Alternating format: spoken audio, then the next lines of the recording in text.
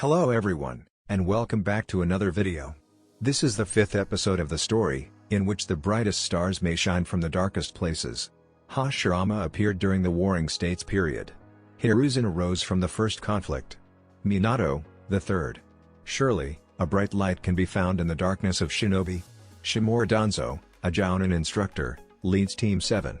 Please remember to click the like and subscribe buttons. Let's get this show started. Back at the Uzumaki temple I'm going to be Hokage? The blonde stuttered out as she stared at nothing in particular. In shock at the sudden revelation, the daimyo continued smiling at her. Your father had a similar reaction, Naruto-chan. He waited a moment for her to focus back in. Of course, there are some stipulations. I've talked with Jiraiya and Kakashi at length to iron out the details and we've agreed on a few things. First and foremost is we're electing a very young Kage, as such you will not be appointing your own Elder Council as previous Kages have. Naruto nods at him in understanding. Good, so your Elder Council will consist of Kakashi, Jiraiya, and only one seat you can appoint yourself. He sees Naruto about to ask a question but raises his hand to interrupt her. Sorry dear, questions at the end if you don't mind. She nods again, listening carefully. Also, your original form, I'm assuming this one? He gestures at, well, all of her. She chuckles a little, scratching the back of her head. Yeah, this is me. Figured meeting you for the first time I should come in person. He laughs a little. Not a bad instinct at all, Naruto-chan. However, from here on out it would actually be imperative that people not be able to know which of you is the original. It doesn't matter if you're meeting with a clan head or foreign daimyo, those are the places a potential assailant would assume you would go in person. Naruto looked a little puzzled at this, but the daimyo elaborates. I think we both know that you're not Kage level, Naruto-chan, and I mean this with no offense. But I do think you represent an S-rank threat through your ability to support your allies. Lean into that. Make yourself a Kage of the people, go on missions with your team, I'll take a Jonin team if you want. You don't need to be weighed down by the hat like your predecessors, you have the unique ability to actually conquer the task of ruling. He finished, fist hitting the palm of his other hand as he finished his surprisingly passionate speech. Naruto was shocked that the daimyo had so much faith in her already. Wow. You really believe in me? I'll do my best, daimyo-sama, thank you. The daimyo smiled and offered up his cup in a toast, Tsunade joining in. To you, Uzumaki Namikaze Naruto, the 5th Hokage of Konohagakure no Sato. Youngest Kage in history, first woman Kage in history, and first Kage picked personally by me. He finishes with a cheer of clinking glasses. Tsunade clearly being a few ahead of the two of them as she cheered loudly. Eventually the bottle was empty, and the daimyo stood and dusted himself off. Well then, it seems everything in Konoha is in order, I should be getting back to the capital. He looks at Tsunade. Come on Su-chan, clean it up, you're taking me. The obviously drunk Senju groans before her hand glows green and she touches it to her head, the redness clearing up almost immediately as her eyes focus back in. Fine, only because it was on my way though. She brushes herself off as she stands, the fire daimyo smiling at his old friend. Of course, nothing at all to do with us being friends or you being a citizen of my country. He teases as Tsunade starts walking off. And you're damn straight. Good luck being Hokage, brat, it's in your blood or whatever. I'll be in touch. She throws the victory sign over her shoulder as the daimyo follows after her. Naruto waved after them as they left, laughing as Tsunade's candor with the daimyo. But as their backs faded from view, her smile fell somewhat. Was she really ready for this?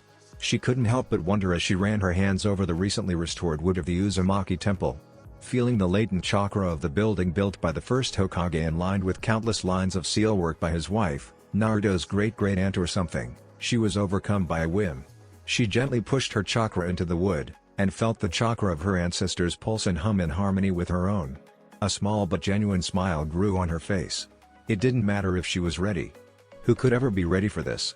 But people believed in her. People were putting their faith in her that she would provide for them, to protect them.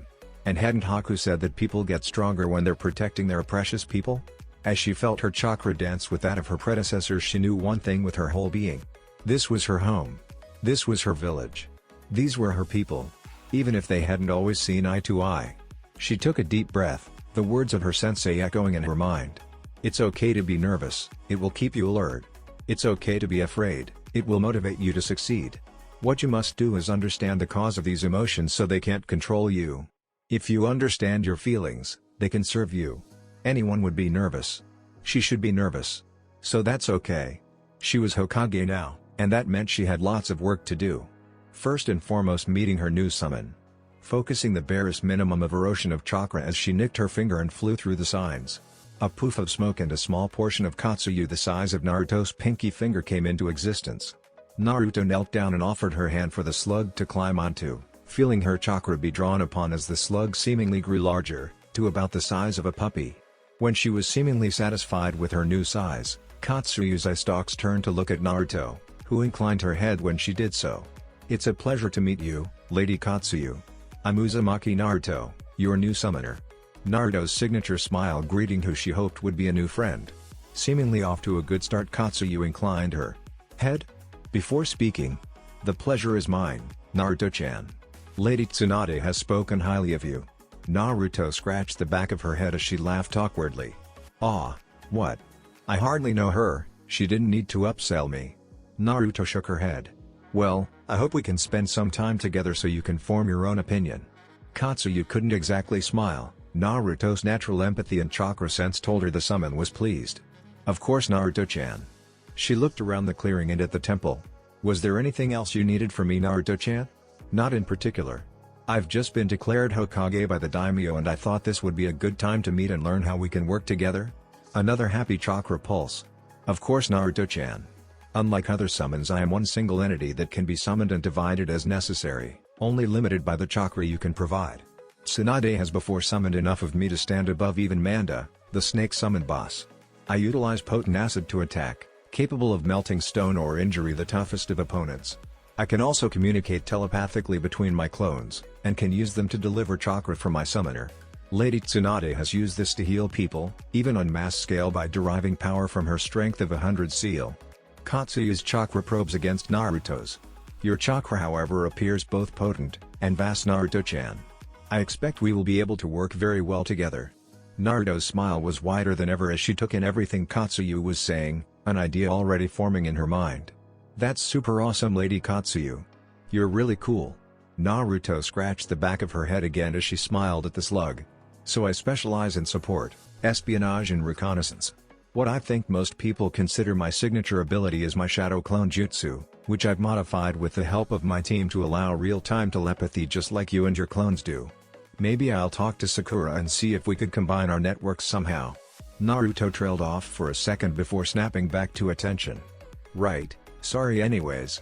I've also mastered what I think of as my forced replacement jutsu, which I can use to swap places with pretty much anyone or anything with less chakra than me. Which good luck fending that off. I have a freaking Baiju in my gut. Who's also not as bad as he's made out to be, you know. Sorry, that's off topic. I also use wind ninjutsu. I'm pretty sure I'm the best in the village right now. At least I hope so, I spent like thousands of hours on it. Oh, and I've got my chakra chains. They're not unbreakable like my mom's, but I use mine to transfer my restorative chakra to them." Naruto makes a pensive face for a moment before nodding her head. "Oh, and I can shapeshift, like for real. So yeah, that's me." Katsuyu is incapable of going wide-eyed, or having her jaw drop, which was favorable when trying to appear dignified. "That's very impressive, Naruto-chan. I'm sure we'll work very well together.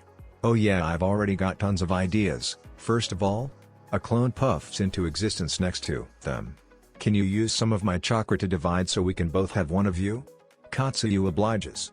"Cool, so you said you could transfer chakra from your summoner to your clones?" "That's correct, just send your chakra into the part of me on the original you and I can handle the transfer." Both pieces of Katsuyu started glowing as Naruto let her chakra flow through. The clone's smile letting her know it was working without needing her telepathy. "Is there a range limit, or diminishing returns or anything?" Naruto asked, aware of the limitations of most techniques. "The chakra travels through my body in the summon realm. The chakra loss is the same regardless of distance." Naruto's smile couldn't be bigger. "Lady Katsuyu, I do believe we were made for each other." At the slug's quizzical look, tilting her eye stalks, Naruto continued. "The only real limitation my clone jutsu has is that they run out of chakra and they're done.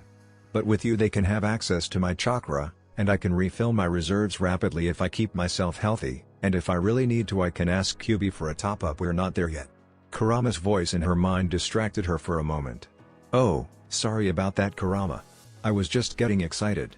She thought back at him mentally before continuing. "Sorry about that, Katsuyu-sama. QB distracted me for a moment. She explained before continuing. Anyways, if you're willing, I'd like to have you with me whenever I'm awake, and probably a few of your clones on some of my clones. I promise it won't be all work either. I think you and I could really be good friends. Katsuyu looked fondly upon her new summoner. It would be my pleasure, Naruto-chan. Her fringe began wriggling as she moved up Naruto's arm and behind her neck, concealing most of her body under Naruto's braid as her eye stalks poked out from behind one of Naruto's ears. Would this be okay, Naruto-chan? If I'm going to be here long term, I prefer to be out of the sun as much as possible. Naruto meanwhile was trying not to giggle at the odd sensation. Of course, Katsuyu-sama, I'll see about getting some spaces set up for you in my office and at home so you can be more comfortable. What kind of stuff do you like? Warmed by her summoner's kindness, she seemingly wiggles in joy, making Naruto's giggles louder. She settles down a little to allow Naruto to catch her breath. You are very kind, Naruto-chan. I prefer to be warm and damp, and favor mushrooms and fruit. Naruto pats her head between the stalks as she starts walking out of the clearing. I'm sure we can work that out, just try not to tickle me during important meetings. She finished, giggling to herself at the idea of ruining a diplomatic meeting because she was ticklish. Of course not, Naruto-chan. I'll be sure to save that for ruining romantic meetings. Which had Naruto laughing loudly again. Oh, I'd be sure to find a way to get back at you. I used to be something of a prankster, you know? What? Katsuyu feigns outrage. You, Naruto-chan? I can't possibly imagine. She finishes sarcastically, Naruto's smile never leaving her face. Oh yeah, we're gonna get along just fine, Lady Katsuyu. Naruto took her time as she walked through the village. Konoha wasn't a monarchy, so there would be no coronation event. It would make the paper for sure, but that wouldn't happen until tomorrow. For today she could still walk amongst Konoha as one of her people and not her Kage. Even without her being acknowledged, Kage the villager's attitude towards her had changed dramatically. Smiles and waves greeted her from civilians, some of which even tried to apologize for the way they treated her. She just waved them all off though. Tell you what, you feel bad for the way you treated me? Good, don't treat people like that, don't treat anyone like that. Do that and we're square. She would tell them. Some didn't understand, and some thanked her profusely. But they all listened, and that was a really good start as far as she was concerned. Katsuyu, if her senses were anything to go off, was continually pleased with her summoner so far. It seemed the ancient slug favored kindness and goodwill as much as Naruto herself did. The shinobi Naruto passed were a mixed bunch. The Jounin had of course voted her in, and as such they saluted as they passed, confusing some, but most just figured it was a sign of respect for her newly unveiled heritage. The village's Shinan largely didn't acknowledge her more than a friendly wave, having mostly been stationed near or in shelters. But the Chunin, those were the real standouts to Naruto. Making up both the majority of Konoha's forces and the most utilized battlefield troop, the Chunin knew Naruto better than any of them. They knew her as a shadow, appearing out of cover to rescue endangered shinobi, distract the enemy, and heal their comrades. The one who would appear when they thought they'd lost and struck down their enemies.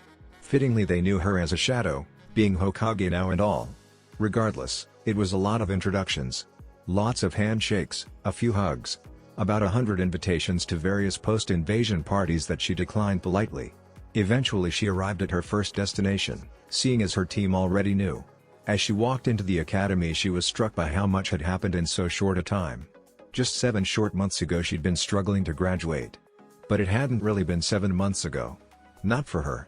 No, for her it was closer to 10 years if she had to guess. Her copious use of clones already starting to make her feel older than she really was, never mind the thousands of ways she had died. Luckily the clones didn't usually remember the killing blow itself, but they felt all the same fear as a normal person would. When she thought about it like that, maybe she was ready to be Kage. She'd already died for the village a few hundred times in a way. She chuckled to herself morbidly as she knocked on the classroom door she'd just arrived at. It was getting late, but she knew Iruka would still be here, probably planning a lesson around the battle tactics used in the recent invasion attempt. It's open, come in. Her old sensei's voice can be heard through the door as she lets herself in. Sure enough, Iruka is filling the board with information about ambush combat and guerrilla warfare. Hey Iruka-sensei, got a minute? She asks with a smile as she comes through the door. Iruka's face lights up as she enters. Naruto. Of course, it's always a pleasure to see my favorite student. Naruto's laugh is like music to his ears after the invasion.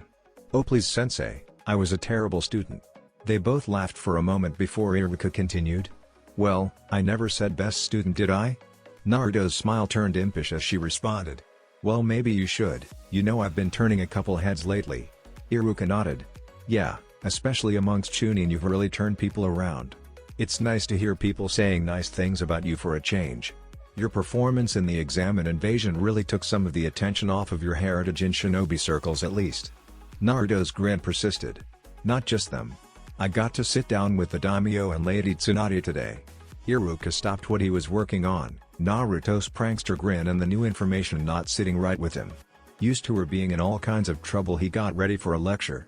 Naruto, please tell me you didn't. But Naruto couldn't keep the ruse going, doubling over laughing. Oh, I wish you could have seen your face when you thought I'd pranked the daimyo.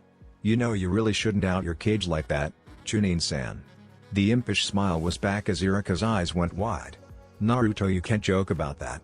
Even if the daimyo likes you, he couldn't just make you Hokage. You'd need to be voted in by both the clan council and Jounin collective of the village. Naruto interrupted Iruka, his jaw nearly on the floor as Naruto chuckled at his expression. Yeah, I know, I couldn't believe it either. She walked over to look out the window as she finished. Youngest Kage in the history of the Elemental Nations, first female Kage in the Elemental Nations, and fifth Hokage of Konohagakure no Sato. The weight of her statement settled on the room before Naruto shook her head. I don't really know how the daimyo managed to get me elected, but I have Jiraiya and Kakashi as the first two members of my elder council. She turned back to make eye contact with her old sensei. But, and I mean this with no offense to you, I was hoping at some point we could go over the academy structure and curriculum together. I'm not sure Danzo's way of training us was right either. But neither is the academy's. Iruka looked at his former student, awestruck by the marvelous kunoichi she'd become. Of course Naruto, I'd be happy to do that with you. Do you know when you'll have the time? Another Naruto puffed into existence and gave a little wave before dispelling itself as Naruto smirked a little. I always have time, Iruka. How about I give you a week or so to get together a dossier on the current academy structure and brainstorm some of your ideas, and we can figure out a rough draft together. Say your place next Thursday night.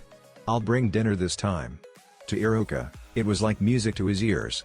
One of his students was Hokage and had a vested interest in education? And it's Naruto, his pseudo-little sister of all people. I'd be honored, Hokage-sama. He finished with a wink. Naruto blushed a little but tried her best to school her features. Oh, don't you start with that. You just started calling me Naruto-chan and I don't want to lose that just because I have some fancy new title. Iruka realized his mistake and his smirk shrunk down to a small smile. Of course Naruto-chan. Anything you need. The two shared a quick hug before Naruto headed back out the door. Thanks Iruka-ni. For everything. They shared one last smile before Naruto closed the door and headed off to her next stop. Winding through corridors of the academy until she reached the administrative building's central lobby and started up the stairs. The stairs she'd taken so many times as an academy student, being brought up to the Hokage for bad behavior usually. She'd always been so adamant she'd be Hokage one day, and now it was really happening. These were the stairs to her office now. When she reached the top she found the reception desk empty. But she could feel Kakashi in the next room, so she just let herself in. The third had never kept many personal effects in the office, but the few he did were already gone. The large windows behind the desk ensure that the Hokage would always be viewed with their village behind them. Framed pictures of the four Hokage to come before her on the walls. Kakashi, it seemed, had been waiting for her. Ah, there you are. Not often I get stuck waiting for other people, but I suppose our new Kage can be excused. He gave his signature eye smile. Jiraiya is tying up some business out of the village, but he'll be back to take his position on the Elder Council with me very shortly. Naruto walked towards the desk as she spoke. Sorry to keep you waiting, Kakashi-san. I decided to get to know my new summons and make a personal stop on the way. Before she sat down she seemed to remember something, and created a few clones. Lady Katsuyu, would you be able to give them all a clone of yourself? The slug summon nodded, glowing brightly as she consumed Naruto's chakra to split multiple times without shrinking. All the clones had matching Katsuyu clones. She gave herself a group hug, and all of them did the replacement jutsu. One of them looked back to Kakashi. Can you tell the difference between us?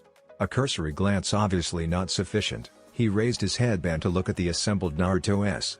Nope, you're all the same. They all smiled and another one of them spoke. Perfect, we can get to work then. Before another one of them sat at the desk, while the rest opened the window and started jumping out into the village. Kakashi was pretty impressed with her ability to make even him unsure of where the real Naruto was. Alright then. So we've got a couple of things to go over. First off is who you'd like as your personal assistant and receptionist. Naruto hadn't realized she needed one of those. Oh, I thought that just sort of came with the job. She thought to herself for a moment. Does it pay well? Kakashi checked his notes. Hiruzen paid as fairly well, yes. Did you have someone in mind? Naruto smiled fondly. I'll ask Ichiraku Ayame. One of my clones was going to stop there to buy dinner anyways. Kakashi nodded approvingly at her choice, knowing she was doing a kindness to one of her oldest supporters. Perfect, I'll take a miso please. Naruto laughed at that, but Kakashi continued. Next on the list is just some housework following the invasion. First up, hostages. We have lots of them, including their Jinchuriki Gaara. His name is Gaara. Naruto interjected. Right, sorry. Including Sabakugara, who they'll likely be wanting back. However, Suna has yet to send an ambassador to negotiate their return.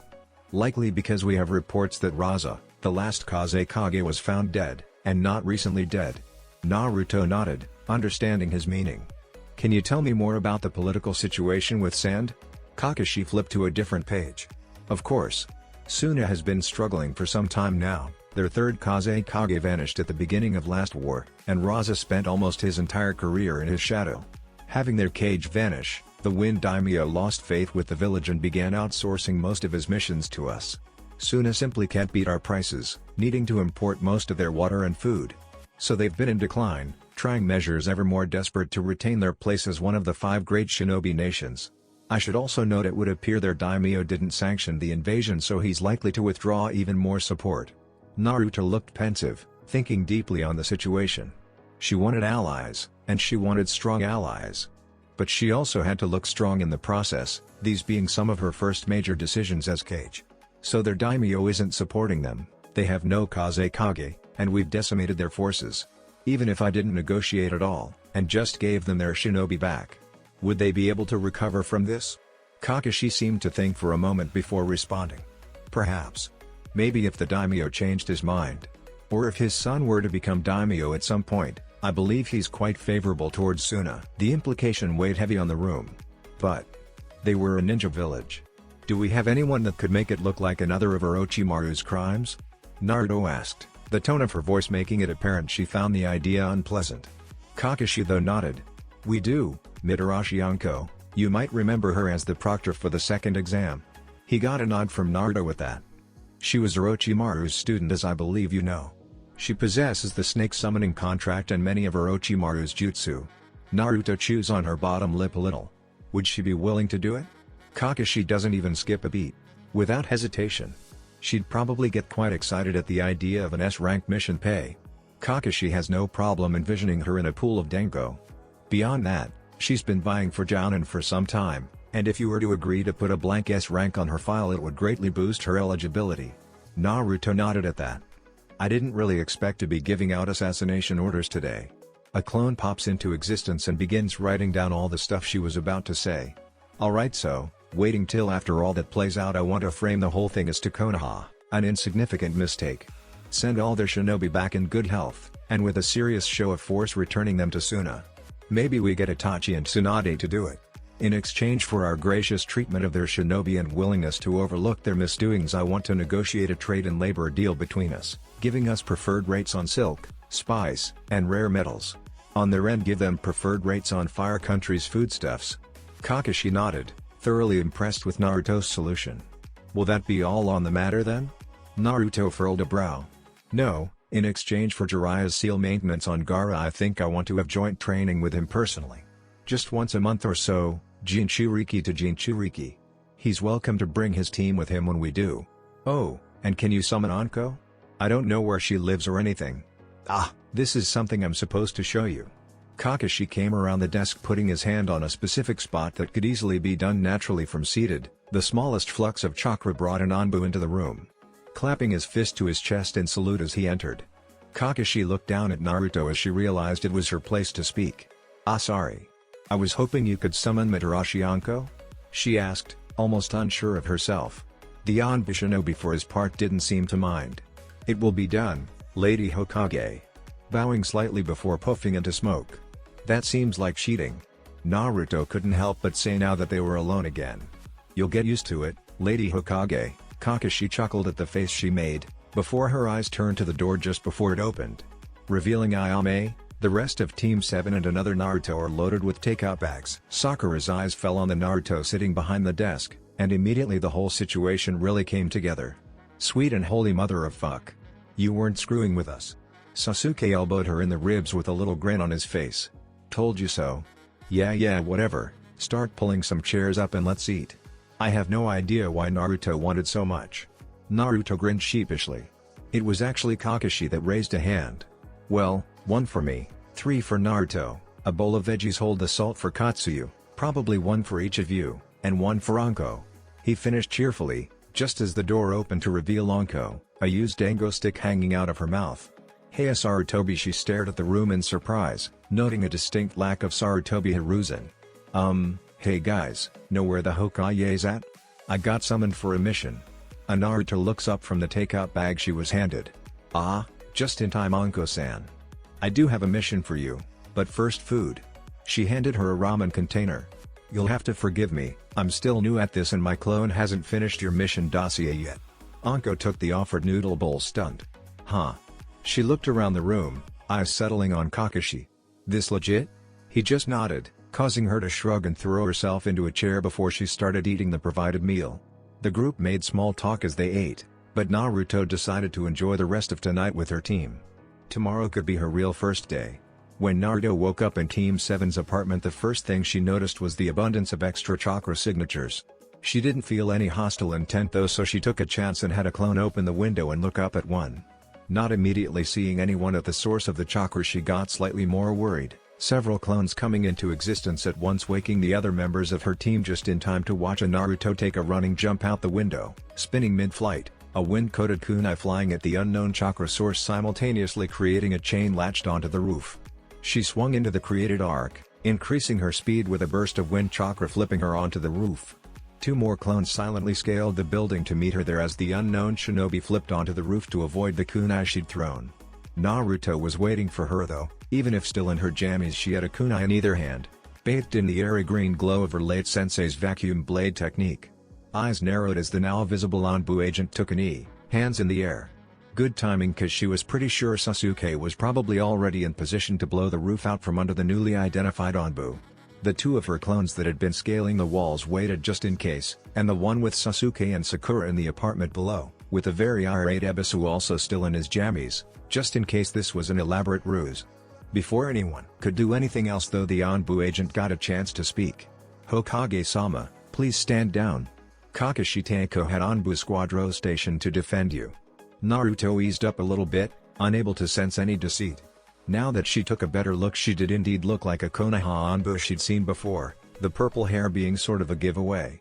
Naruto scratched the back of her head as she sent the stand down order out through her network. Sorry about that, Anbu-san. I don't know if you know, but I'm an adept sensor, and waking to find hidden shinobi around me wasn't something I could ignore, you know? The Anbu agent began to stand. My apologies, Hokage-sama. I hadn't realized Kakashi Teiko hadn't informed you of our presence, or I would have made myself known. She bowed apologetically. Naruto just laughed though. No need for that, Anbu-san. An honest mistake, or a joke on Kakashi's part. No harm done. She took the chance to her eyes in Yuan. Though I should probably send Ebisu a fruit basket or something. Sasuke was waiting down there with one of my clones to incinerate you if you were a threat. You couldn't see it because of the mask, but Yugao was shocked. Having not taken the chakra presence below their feet as anything more than another resident. Which she supposed was true, but how would she not have noticed a hostile chakra source? I can tell you're confused. You must be a sensor too then, eh? I wonder how similar our senses are. If you're anything like me, you'd have a hard time finding Sasuke if you don't know him. He keeps both his emotions and chakra bundled tight. I can only find him because I know him so well. Yugao turns as she hears something behind her, only to see 2 more Narutos. Sensei really drove stealth into our heads. Anywho, one of you go get Ebisu a fruit basket and the other find someone to replace the window. Shall we go inside, Anbu-san? I imagine Sasuke's started breakfast. Yugao nods, and as she does is shocked when the Naruto she'd been talking to dispelled. So this is our new cage. She mused to herself as she started to walk down the side of the building. She almost had me killed without getting out of her pajamas. A smile began to split her face under her mask. If this was how her new cage comported herself, she thinks they'll get along just fine. And to think, she'd been worried she'd been elected for her name and to be used as a puppet. When she entered Team 7's apartment, she was shocked to find Sasuke had in fact started breakfast, and if the sound of the shower was any indication, Sakura had started her day as well. Her new Hokage though? She was currently looking at 4 of them. 2 tending to the myriad of plants in the apartment, watering, pruning, bending so they'd grow the healthiest way. It even looked like she had the start of a bonsai tree, still in its early days of being bent and wired. Then there was another one at the table reading over a dossier labeled Uchiha Foundation, even as the final one sat on the floor with a small piece of katsuyu, feeding her bits of mushrooms and berries as they talked about chakra theory? No, chakra and its relationship to consciousness. An interesting topic to be sure, but to 2 beings that could divide seamlessly, endlessly and communicate with all the versions of themselves simultaneously, they were probably the only ones with grounds to speak on the subject. Little did she know that Kyubi was also a part of the conversation. She hadn't considered Baizhu into her equation, nor would she be likely to for a while yet. This was already quite a lot to take in. She nodded and stepped towards the small 4-seat table as Naruto waved her over. "You can take off your mask, Anbu-san. Your identity is safe here." The Naruto reading the dossier. Ordered? Maybe? Either way, Naruto was Hokage, so if she wanted her to take her mask off and join for breakfast, she would. Once she was seated and had her mask hung down by her side, the Naruto at the table spoke again. "So, you know who my team and I are. But I'm afraid I haven't gone through the Anbu files yet, so I don't know you. Could you tell me a bit about yourself?" She nodded briskly. "Hi, Hokage-sama. My name is Uzuki Yugao. I'm a sensor type that specializes in kenjutsu and the sealing arts." Naruto looked up from her paperwork, making eye contact with the purple-haired woman. "I mean, that's helpful, thank you. But I meant more like, how do I say this?" Naruto appeared to think for a moment. "If I ordered you to kill an innocent civilian for no reason, or something petty, would you do it?" Yugao's eyes widened at the loaded question, unsure of how to answer. "Hokage-sama, I would hope you would never give such an order. I believe I would try and make you see reason." Her anxiety obvious, that could well be a wrong answer. She didn't know enough about her new cage to know she didn't have long to stew though, as Naruto smiled back at her. "Good, I hope to never make such an order, and I hope you would never follow it." She slid the dossier she was reading over to Yugao. "Take a look and tell me what you think of that. Keep in mind it's just a rough draft." Oh, this is an interview, she realized at this point. This whole morning has been an interview? She starts to flip through the dossier, at some point becoming so involved she hadn't realized breakfast had been served and Sakura joined them. "Hey guys, do you think it would be dumb to use a fire-based sealing area on the shower for infinite hot water?" Sakura asked as she plopped down at the table, quickly tearing into an excessively protein-rich breakfast of eggs, salmon, and caviar, with what appeared to be some kind of protein shake to wash it down. In fact, it seemed all 3 members were eating a specially prepared breakfast, Naruto's being an unbelievable amount of carbs, while Sasuke's was more balanced and plant-based. He'd never say anything, but Sasuke had been leaning more and more towards pescatarianism. Yugao's breakfast was a beautiful rice omelette that she could hardly believe the Uchiha heir knew how to make. She tried to eat while reading, but Sasuke wouldn't have it, flipping the dossier closed on her. "We don't work while we eat." He gave her one warning look before turning back to Sakura. "Do you really need unlimited hot water? We can just go to an onsen if you want to soak." Sakura just rolled her eyes at him as Naruto giggled. "You're no fun, Sasuke-kun. Just think, if it worked I could probably make our own onsen, or sauna." "Sakura, we're rich and live with a cage. We can just buy those things. Save sealing hours for things we can't buy with money, please." Sakura pouted a little but relented. "Fine, you're gonna regret that when I upgrade my kit before we spar next." Her predatory grin sent a shiver up Yugao's spine, but Sasuke just smirked. "You still haven't figured out a way to catch me." "Sure, let's go with that." She smirked right back, before they made eye contact and burst out laughing. Eventually though, breakfast was over, and while Naruto did the dishes, Sasuke got his shower in, giving Yugao a chance to actually read the dossier. It was an interesting idea to be sure. Take a piece of the Uchiha district, and basically combine Root, the orphanage, and the police force. It wasn't a bad idea at all, really. Just wow, talk about taking a lot of things the village doesn't like and putting them together. If this was going to be Naruto's first big proposal, she really wasn't afraid of people's preconceptions. Before long, Team 7 was ready for their day. The Naruto she'd mostly been talking to reached down to a katsuyu divide and climb up onto her neck, nestling under a braid Yugao wasn't sure when she had the chance to put in. Okay, so making sure we're on the same track for today. Sasuke, what are you doing? Itachi and I were going to spend the day going through the Uchiha district, figuring out which properties would be best to use for the foundation. After lunch I have a meeting with Lord Hiyashi. He looked out a window briefly. Then I think I'll spend the evening on my lightning manipulation. Summer storm tonight by the looks of it, and I don't want to miss the opportunity to work with real lightning. Naruto nodded with a smile. Sounds good to me. I'll send a clone to get the property plans from Itachi around lunch. Sakura, what you got? Sakura was just finishing up some stretches. I heard Guy was gonna try and climb the Hokage monument with one hand and no chakra and was accepting all challengers. I don't think I'll win, but some friendly competition and spectacle will be good moral for the village, I think. Make sure everything seems business as usual, you know? Naruto nods and gives a smile at that before Sakura continues. Then I was thinking I'd take a tour of the root facilities. I think once we've got them moved to the Uchiha district, we should set up a kind of hidden Hokage tower down there. Somewhere with room for your clones to really do their thing. So I wanted to get it all mapped out and figure out what renovations it'll need. Naruto gave her a thumbs up. That's an awesome idea, Sakura-chan. Do you think you could set aside a sealed chamber in the lower portions where I could learn to work with Kyuubi more? I'm convinced if we can learn to work together there's nothing we can't do, but we need some room to work out the kinks. Oh, and don't forget to make yourself a research room for sealing stuff. Sakura gives her a thumbs up right back, brilliant smile. Oh, and Ino would love me forever if I got her the chance to help design your Hokage outfit. She gestures at the fairly traditional Uzumaki battle garb Naruto's wearing.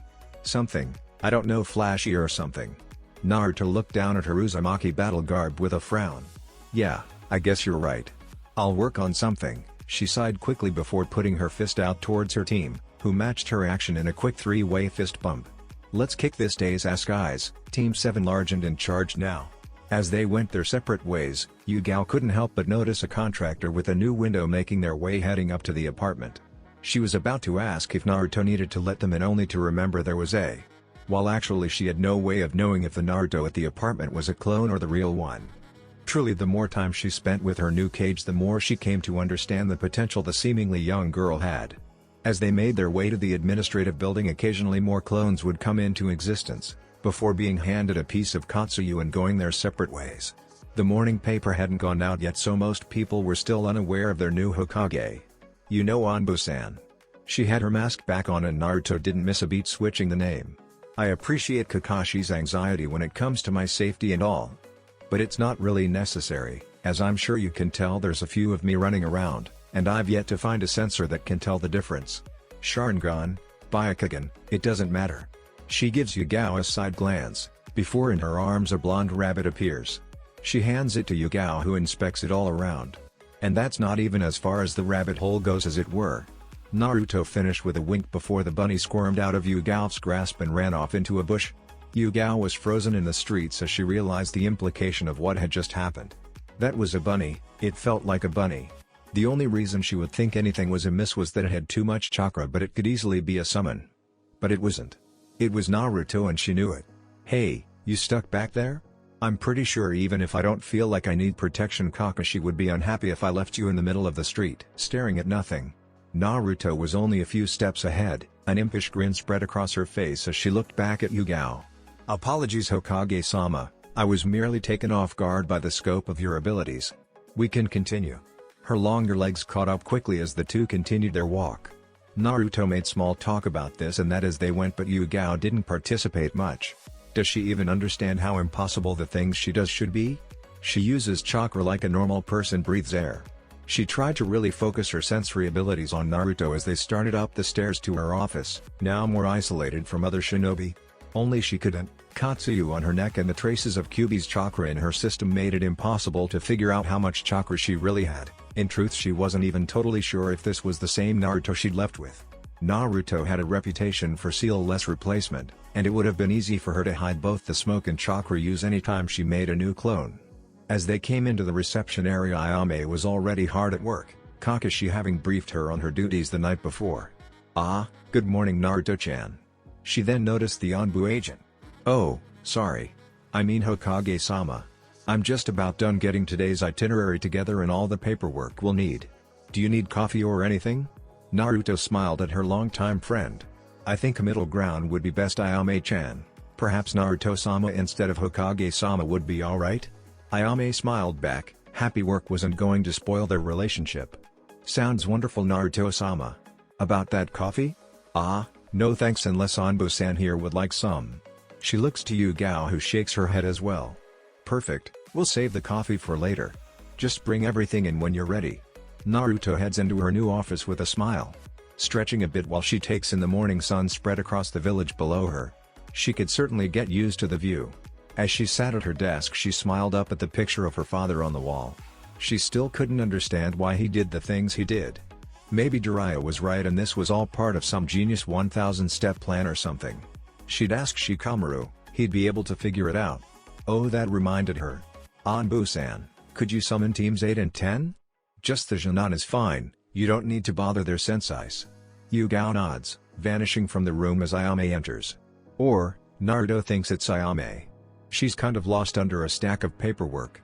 A clone puffs into existence to help unburden the poor girl, and it seemed that just as they finished getting everything sort of organized on the desk, Kakashi arrived. Convenient. Ah, Naruto-sama. I see you're getting situated with your duties? His eye smile was somehow playful. Or maybe it's his tone coloring her perception. Either way, he was being a bit of an ass. Well, I mean, I'd only just sat down, but sure.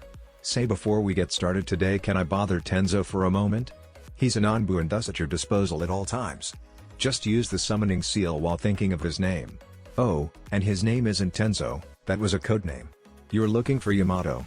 Naruto nodded along with what Kakashi was saying as she put her hand on the hidden seal. A pulse of chakra later, Yamato was kneeling in front of the desk. Hey Tenzo, I mean Yamato, sorry. She stops to think for a moment. Rather, Anbu-san. I was hoping I could have a bigger desk, and a few more chairs. I'd like to keep this desk though if possible. I'm pretty sure Hashirama made it. Could you just make room for, say, 2 more chairs if possible? If Yamato was surprised to see Naruto behind the desk, he didn't show it, or any offense at the name fumbling. Of course, Hokage-sama. He put a hand on the desk, focusing his chakra slowly as he seemingly coaxed the curved desk into a new shape. Now stretching nearly the length of the large windows, with just a little space to walk around. I believe it would be better for me to simply purchase new chairs, however. Growing them from the floor would leave them immobile. He stood at attention waiting for more orders. Thanks? Naruto wasn't really sure what to do as the masked Anbu stood there, stock still. A hand gesture from Kakashi clued her in. Ah, right. You're dismissed, Anbu-san. Thank you for your service. Yamato bowed before puffing back out of the room, leaving Naruto looking at Kakashi and Yugao. So how does that work exactly? The two shared a look before Kakashi decided he'd take this one. Exactly? Not a clue. But Lady Mito and Lord Tobirama created the Anbu, and the Anbu tattoo is absolutely how we get summoned. I just don't have the sealing expertise to explain the specifics. The notes on the technique are probably in the vault. Naruto nodded at the explanation. That's good to know. She looks back to Ayame. So Ayame-chan, what's today looking like so far? Ayame looked down at her clipboard. Well, you'll have teams 8 and 10 here soon, so we can start with some easy stuff. She put a hand on one pile of paperwork. These are petitions, mostly from civilians for repairs to buildings and roads damaged in the invasion. While casualties were minimal, the collateral damage was not insignificant. She pointed to a single paper next to the stack. This one is from the Merchants Guild, requesting something be done about the trench that's now blocking a decent amount of roads from entering. Naruto jumps in before they can continue. I actually know a bridge builder that we helped out of quite a bind a few months ago. I'm sure he'd help us at a preferred rate. Ayame smiles at that. Perfect, so you'll just need to fill out your intended course of action, sign and stamp it, and I'll make sure it goes where it's needed. Kakashi-san gave me my own courier ninja so I can send paperwork where it needs to go. Naruto nods. 2 more of herself coming into existence and starting in on all the various paperwork. Sorting out what needed to be outsourced to contractors and what could serve as a D-ranked mission. Ayame, seeing her hard at work and satisfied, made her way back out to the reception desk, just in time to greet teams 8 and 10. Ayame-chan. You work here now? Choji's voice could be heard through the door. But you were the best ramen waitress in town, now where will I get my ramen fix? He finished with an almost audible pout. Oh come on now Choji-kun, Dad's ramen will be just as good with someone else serving. Besides, the pay bump really helps and I'm helping a friend by being here, so I couldn't really say no. Kiba's voice can be heard next. Wow, Friends in high places, I guess. I know I won't complain about having you here. The attempted flirt wasn't very graceful though, and a smack could be heard along with Kiba whining. Naruto smiled a little hearing Shikamaru's quiet sign of troublesome before Ayame giggled. I don't think I'll mind being here either. No, she chose to ignore the flirt. But Hokage-sama will see you now. When the door opened, it was obvious that some of them were looking for Hiruzen, and it took a moment before they all realized that it was Naruto sitting behind the Hokage's desk. Actually, it was 3 Narutos, all filling out paperwork simultaneously while they chatted with Kakashi and a Nanbu agent in the room. Now, for someone like Shikamaru who knew Naruto quite well and had figured out a good deal of her abilities, and watched her fight in the exams, this wasn't too hard to take in. He gave her a gentle smile, happy she'd achieved something like this. Choji would go along with pretty much anything Shikamaru went along with, so he didn't react much more than a wave. Likewise Shino and Hinata might have known already. Naruto realizes, have limited or no reaction beyond a polite greeting. There are however, 2 simultaneous bigger reactions. Ino's, which was actually cute, consisted of her squealing and jumping up and down. Something about it taught the Hokage how to do her hair. Could be sort of made out. But when she was settled, you could almost hear Kiba growling. Yugao started to move to stand between them, but a gesture had her stand down. I'm sorry, but what the fuck kind of load of shit is this? 7 months ago you were the dead last in the academy and a boy. And don't give me any of that shit about a hidden identity. I could smell you. There's no way you're Naruto. Your scent is completely different, and I don't just mean shampoo or some shit, I mean you are a different person. I don't know about any of this Namikaze stuff, but there's no possible way any of this could happen. Kiba's growling fully now, Hinata moving to cover his mouth, but Shino was a potent sensor as well and felt no hostility from Naruto, so he held her back. Watch, he said simply and quietly. Naruto simply stood from her seat, hoping over the desk to stand in front of Kiba. We went to the academy together, and I understand your confusion. I've had a fair bit of it myself. So I'm going to explain this one time, and if you continue to be a problem I will have Uchiha Itachi wrap you in so many layers of genjutsu you'll forget everything about who you are, so I can hand you back to your mother and ask her to raise you better this time. Everyone in the room's eyes went wide at the very imaginative threat before Naruto continued. My scent is completely different because when I became a Jonin my sensei took control of my diet, providing my body, which already possessed incredible regenerative abilities with enough nutrients to withstand his training. My scent is completely different because every inch of my body has at some point or another needed to be completely regrown. I was trained to be a first recon scout, which meant high risk of capture, so I needed to be able to withstand torture. But that's not all. You want to know how I could go from dead last to cage? She held up a half-ram sign, the Katsuyu portion on her back glowing brightly as she did so before the room was bathed in visible chakra, blue like Naruto's eyes before it retreated back into her. I had more chakra than Sarutobi Hiruzen when I was 8, and I've used that chakra to accumulate over a decade of training. She turns back towards her desk as the room starts to be able to breathe a little. Sitting back in her seat she finishes. So yes, I smell like a different person because I am a different person. Now will that be all, Jonin, or can I commence the meeting I called? Kiba was literally shaking in his sandals, as Akamaru whimpered in his coat. He nodded quickly as everyone stared at him. And as if some kind of switch was hit in Naruto's brain, she was back to smiling. Good then. Sorry about that. So I called you 6 here for a few reasons. Firstly, I was going to tell my classmates I was going to be their new Hokage, but seeing as I'd say we've covered that, we'll move on to point 2. I plan on abolishing a law set by the 3rd that made it illegal to speak of a certain thing, even though most people already know about it. You 6 are the last of any importance that don't know, so I'll just tell you now. She pauses as she looks over the assembled Jonin. My father, Lord Fourth, didn't kill Kyuubi. He sealed it in me at the cost of his own life. It's perfectly safe, however I was heavily discriminated against for it as a child, so a law was made. Ino just nodded. They'd had this talk before. Shikamaru smiled at her, glad she could talk so openly about it even if he'd long since figured it out. Kiba probably wouldn't be speaking for a while, so yeah. Hinata gave her a smile as well. She'd always been able to see the seal with her family's eyes and knew long ago. Choji just patted his belly and gave a thumbs up. Surprisingly, Shino chose to speak. Hokage-sama. If I may, I would like to apologize. He bowed slightly. We of the Aburame clan have long been discriminated against for our symbiotic insects. I wish I had realized you two shared a similar issue with the village. I hope in the future you will be able to consider the Aburame friends despite my failing. Naruto smiled at Shino. No need to apologize, Shino-san. We all make mistakes. The important part is learning from them. Thank you though. More or less done with her talking points, she reached over her shoulder to be handed a scroll by another clone. Teammate, I was hoping you could take a quick mission to Wave to collect a bridge builder in Wave Country. It seems we've acquired a ravine and merchants need a way across. It was Shino that caught the scroll, giving a bow. Hi, Hokage-sama. Perfect, then you're dismissed. Once the Jonin were gone, Ayame came back into the room. So, you have a jutsu that makes Inuzuka meek now? Her lip turned up into the slightest smirk. The Narutos didn't even really look up from all their paperwork. It's called Intimidation no Jutsu, learned it from Sasuke. Ayame had a laugh at that. Well, I think someone should have used it on that one a while ago. Poor Hinata-chan having to put up with that every day. She shook her head a little. Anyways, a messenger toad from Lord Jiraiya arrived and said he'd be delayed a little bit, so carry on without him for now. Yugao shook her head a little, suspecting the Sanin's usual antics. But Kakashi seemed to be deep in though at that. Something wrong, Kakashi? One of the Narutos asked. Probably not, but I don't think he's up to his usual antics. Jiraiya might be eccentric, but he knows better than to defy the daimyo. He taps his chin a couple times. Oh well, I guess we'll just have to figure everything out for tomorrow's council meetings ourselves. Ayame-chan, could you maybe run out and grab some lunch? Don't forget a nice big bowl of veggies for Lady Katsuyu. Ayame nods and closes the office doors as she heads out. Once the door clicks shut, Kakashi takes out a clipboard. Alright, so, for council tomorrow we have a couple of issues to address.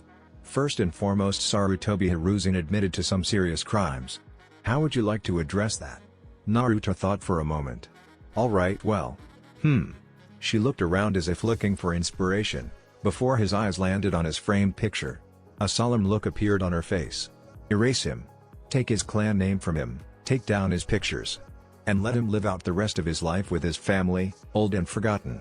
The room weighed heavy as Naruto's idea settled on the room. Kakashi let out a long sigh before speaking. Yeah, I guess that would probably be a good compromise. Even with the information available, Kakashi wasn't happy with taking action against the third.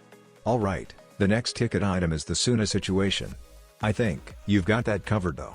So we'll pretty much just need to do a battle report, and let everyone see you as operating Hokage. He pauses for a moment before looking up at Naruto. That is, of course, unless you want to bring anything else to council? Naruto sighed a little. I mean, I really wanted to go over this with Jiraiya too, but... well, it's fine. Naruto tossed Kakashi the dossier on the Uchiha Foundation.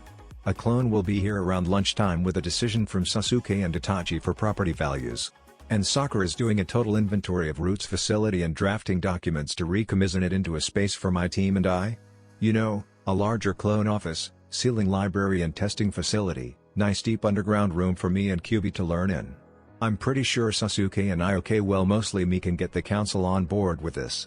Kakashi's face was unreadable as he flipped through page after page of the proposal before letting out another sigh. There's a few too many ors in the proposal. You'll need to get it all down to definitive statements before we put it to council. And we'll need those property proposals included in the final version. Not to mention the financial end of this. Naruto smiled at that. I'll foot the bill to recommission the old Root base. Unless I'm mistaken, I have access to both my father's respectable account, and the vast fortune of the Uzumaki. The Uzumaki don't have a vast fortune that I'm aware of, Naruto. Kakashi cut in. Only to be met with a stern look from Naruto. Actually, we do. Some of it in cash and gold in an undisclosed location, and a large amount of it seized by the village when my mother died and Hiruzen erased my clan from Konoha history. Kakashi's visible eye went wide. Not to worry though, I've had several clones in the records vault and they've managed to track down. She pauses for a moment, waiting for an updated total from her network. Somewhere in the neighborhood of 50 million Ryo in seized assets. Some of which I'm sure even my mother wasn't aware of. That plus the 20 or so million that had been in my father's account before it too was seized.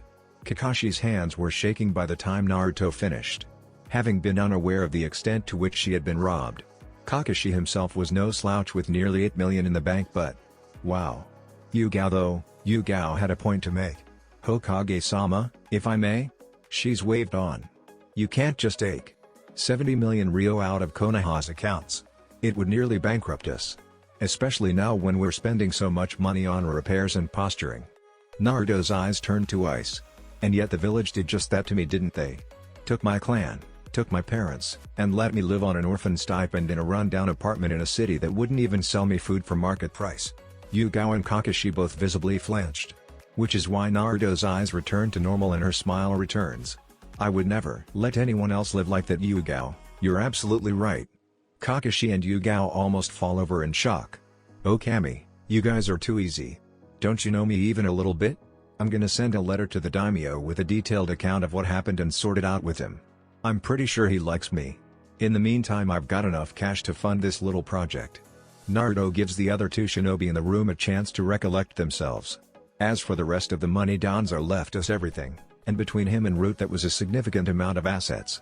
We'll use that to refinish the properties Sasuke picks out, and pay for the new police force for the first few months.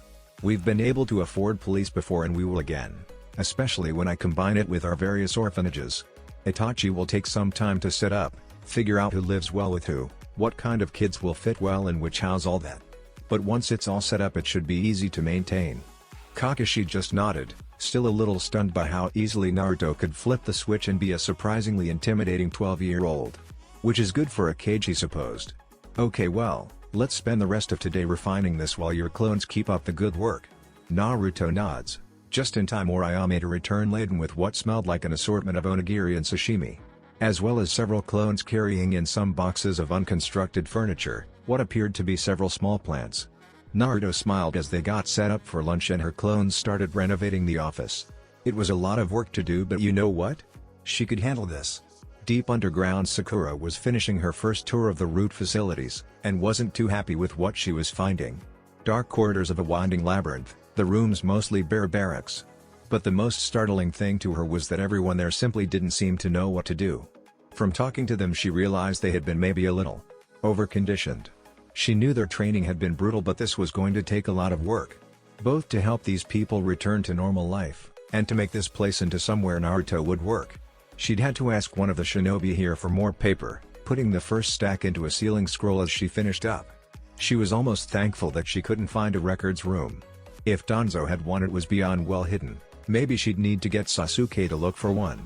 Or maybe she wouldn't, she mused as she packed up, thanking the shinobi that had been guiding her. Oh, and by the way, we're gonna be making some big changes in the next little while, but in the meantime, could you be in charge? She spoke to the orange-haired masked shinobi that tilted his head in response. Nothing major, just make sure everyone hears, you know. Eating and stuff. Some of them look like they're having a pretty tough time. The masked man nodded. Unsurprising, Sakura-sama. They've had their whole life planned by Danzo-sama, they don't know how to manage themselves without his orders. Sakura perked up a little. This was the most anyone here had spoken to her all day, beyond answering simple questions. She gave the man a sad smile. Yeah, it'll take a while. But don't worry, Naruto's getting everything set up for you guys to have work. I think we're hoping to station you all under Uchiha Itachi to reform the police force. Do you think that would be a good fit? The man nodded surprisingly eagerly. I've worked with Itachi Taeko and have great respect for him. He's something of a hero to the shinobi here, making a sacrifice worse than death for his village. I believe that would be a very beneficial arrangement. Sakura wasn't sure how to react but was happy to get a reaction at all. That's good. I know Itachi-san is a very talented shinobi and loves the village very much. She holds her free hand out to shake the shinobi's hand, who does after hesitating for a moment. What was your name, by the way? I don't think you mentioned it. Again he hesitates, but eventually a hand reaches up to remove his mask. Danzo-sama seldom only used code names. But before I joined Root I was Yamanaka Fu. Sakura had to use every ounce of training she possessed not to react to that. Even still, she was sure Fu would have noticed something. That's what Yamanakas do after all, they read people. Just like her best friend. It shook Sakura something about the idea of Ino being trapped down here and trained like this made Sakura's chest tighten and stomach turn.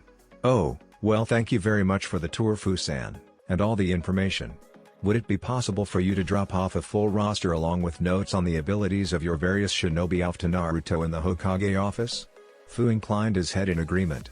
Of course, Sakura-sama. May I ask who the new Hokage is? Right, they literally lived underground. But Fu had seen the third retire, so that made sense. This time Sakura's smile grew wide. That would be Naruto actually. They just put in the papers this morning. Fu's lips seemed to twitch, as if about to smile before he schooled his features again. It brings me great satisfaction to know the village is in the hands of one of Danzo-sama's protégés. Thank you for your visit today, Sakura-sama. He bowed slightly before they parted ways. Back in Danzo's house, Sakura let out a deep sigh. They sure picked a hell of a thing to start with. On her way out, she left a small saucer of sake and some incense burning under what she thought was the best picture of her sensei. Smiling next to Hiruzen with Dobarama trying to look uninterested in the background. The brothers Uchiha were having something of an awkward day. Neither of them really knew how to talk to the other, but both of them were somewhat bullheaded. In other words, it took them quite some time to come to an agreement on the property division. Okay, so we agree that we'll keep the 3 main houses surrounding the Naka shrine for the Uchiha clan? Sasuke was rubbing his temples a little as Itachi nodded at him. But you don't want to have another wall built to keep the clan separate from the Uchiha Foundation. If it were up to me, Sasuke, I'd take down the wall surrounding the whole compound. So no, I don't want another wall. I think it would send the message that we don't want to be associated with an organization we're calling the Uchiha Foundation. It seemed as though he was going to continue, only for him to start coughing violently, covering his mouth with the sleeve of the simple black robe he was wearing. Sasuke's eyes went wide as the coughing fit continued. He'd known his brother was sick, but this was his first time really seeing it. The fit got worse, Itachi almost falling to his knees before Sasuke got to his other side to support him. When he did, he saw blood on Itachi's sleeve and panicked a little. For all that things have been weird, he just got his brother back. He was just going to be able to start making things right. Itachi cannot die now. For Itachi's part, if he could speak, he might have told Sasuke it was okay and it happened from time to time. But he couldn't, and much to his amazement he watched Sasuke form half of a tiger seal before pointing his face to the sky. A fireball the size of a house launching itself into the air, with Sasuke's voice following it. "Naruto!" he shouted seemingly at the heavens, the fire burning away as Itachi continued to cough. And then suddenly his breath came easier. As he stood, confused at first until his senses returned to him to find Naruto behind him, a golden chain of chakra linking the two of them together as Naruto's regenerative chakra flowed into him. The Katsuya on Naruto's neck glowed bright blue as she divided and crawled along the chain to reach Itachi, even more chakra flowing into him now. Sasuke stepped back from him slowly, as if making sure he wouldn't fall again. Itachi looked at Naruto in wonder. "Hokage-sama, how are you doing this?" Naruto just grinned at him. "Ah, Itachi-san. There's always a few of me around the village just in case," she chuckled into her hand. "This one of me was enjoying a day as a rabbit, cheering up children and keeping an eye on things. As for the healing, it's not real medical jutsu. Just the chakra of my clan amped up by having Kyuubi in my gut. Katsuyu though, she can do a little real medical jutsu. Have you figured out the problem yet, Katsuyu-sama?" she asked gently, looking at the eyes now next to her, not the one on Itachi. "Unfortunately I believe so. I heard a tale once, of a young man, barely even a ninja, saving his mother and little brother from a piece of debris launched at them by one of Kyuubi's tails during the incident all those years ago. Uchiha Itachi who pushed them out of the way and then incinerated the oncoming debris. You breathed that debris in, and unlike any of the other shinobi who performed similar acts, you were just a child, and the corrosive chakra set in your lungs.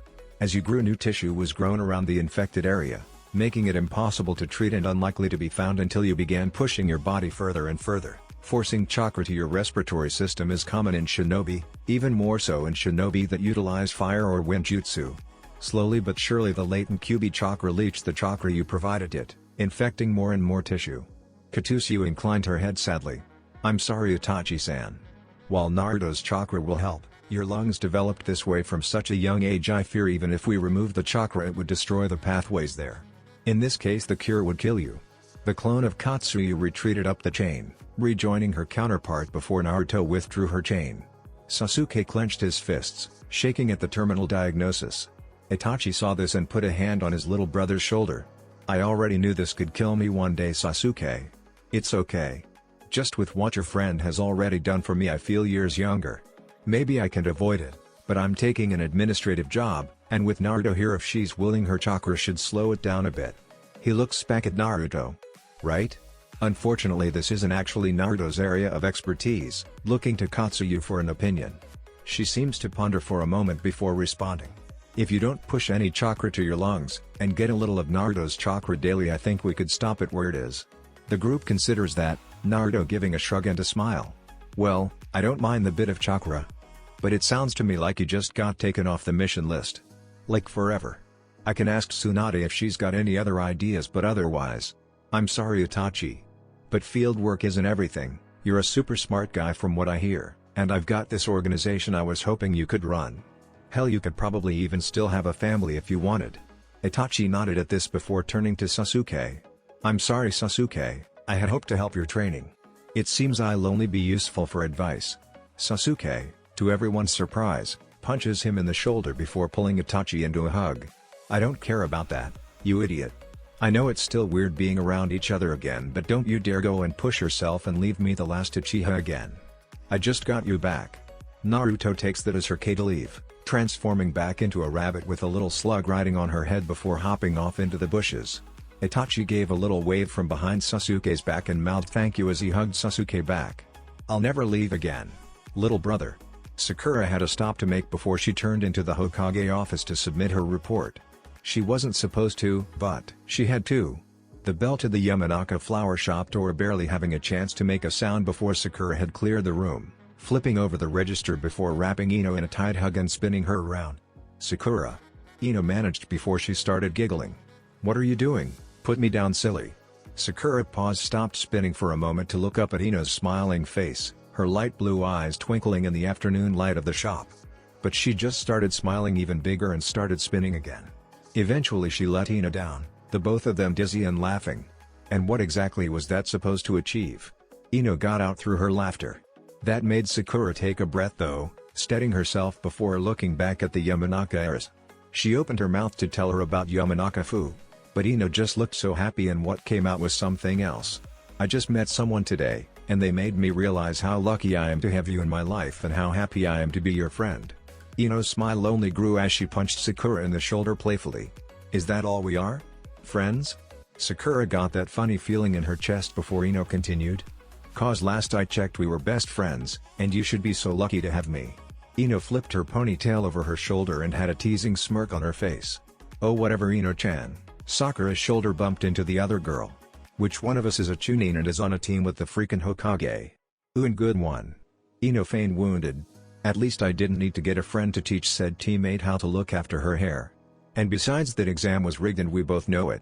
Of course it was rigged. Sakura gestured at herself with both hands. I'm the one that rigged it. PFT. Whatever, Naruto put in all the heavy lifting. Oh my Kami, you're impossible to please. It was my plan. This probably could have gone on forever, if not for the sound of the door opening. Not the front door either, and when Sakura looked over her shoulder to see who'd come downstairs saw Inoiki in the doorway. What's all the ruckus down here, princess? Do we not run a business anymore? Ino quickly smoothed her outfit back out and put on her best smile. Sorry daddy, Sakura-chan stopped by and there was no one else here so we were just having some fun. She gave Sakura another play hit to illustrate her point. Inoiki smiled at the girls. Alright, just try not to be so loud you scare people outside.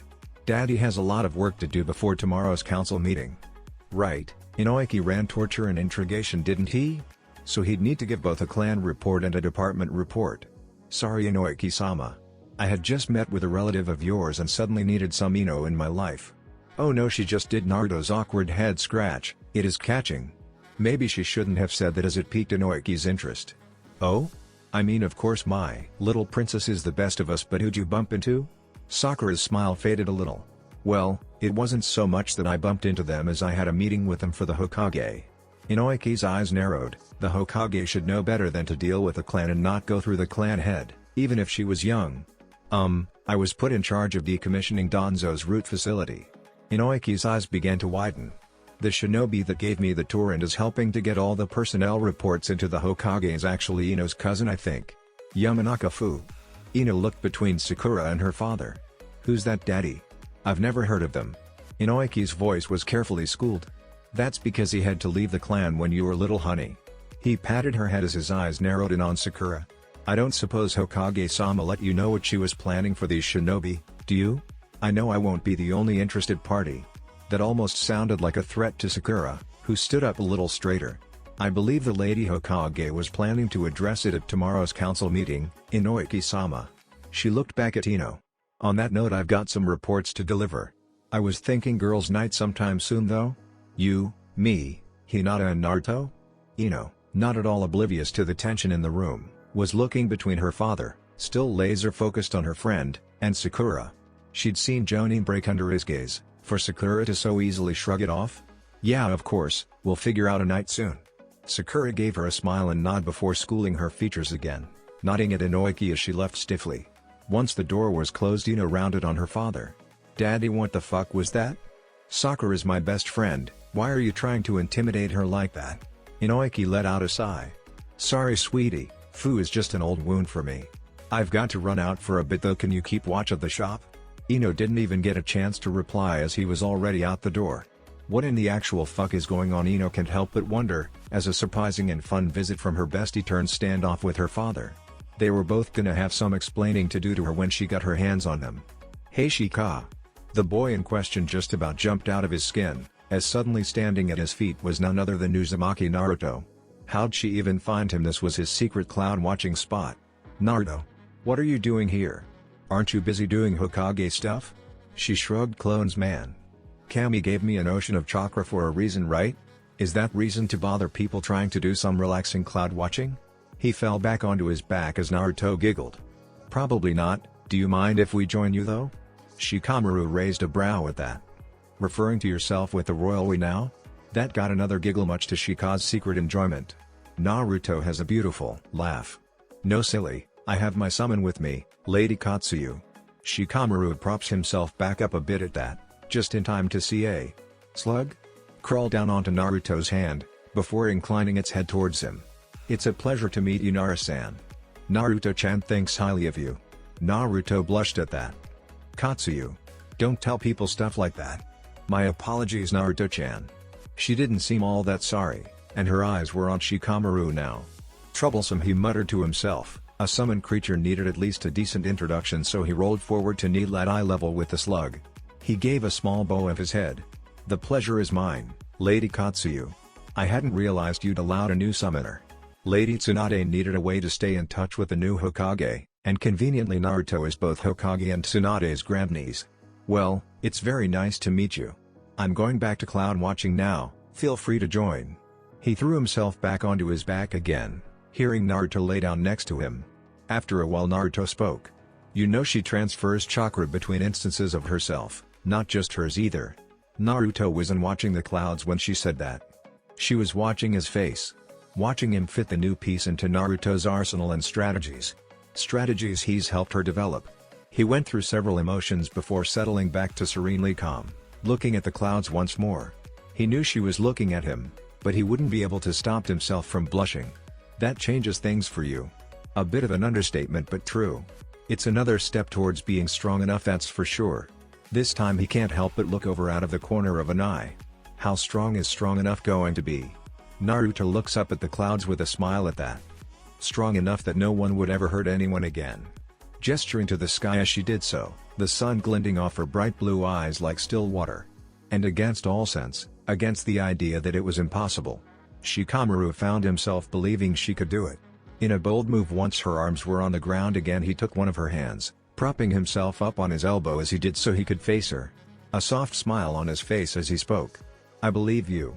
Naruto's head cocked quizzically. "I believe you'll do it. I believe that you, Uzumaki Namikaze Naruto, will be strong enough to bring peace."